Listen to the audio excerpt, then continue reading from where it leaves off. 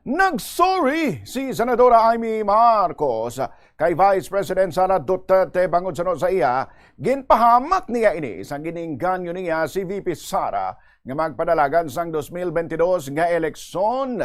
Ini na ikaduwa nga video ni Amy nga ginpagwa subong nga Semana Santa. Kung sa di nagapangayo ini isang kapatawaran, santo sa gintudlo sa iya sang una sa iya amay nga si former President Ferdinand Marcos Sr.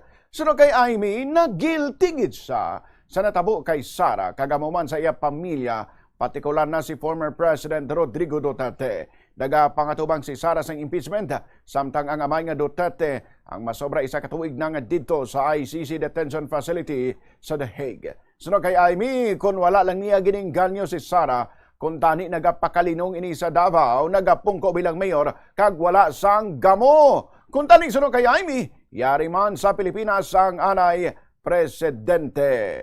Hihingi rin siguro ako ng tawad dapat sa mga Duterte, higit sa lahat sa VP natin. Kay Inday Sara, hinahamak ko siya. Talagang naiisip ko na guilty ako.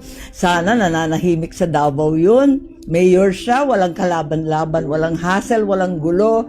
Si Presidente, si Tatay Digong, nandito sana sa piling natin. Ang dami kong pagsisisi.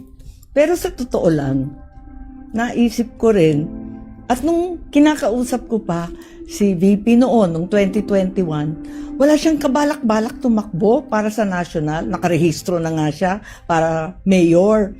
Sinabi ko sa kanya unang-una, hindi mo dapat biguin ang napakarami na sumusuporta sa'yo. Napakadami namin na tinutulak ka, na ikaw ang inaasahan, na ituloy ang pagbabago na sinimulan ng ama mo.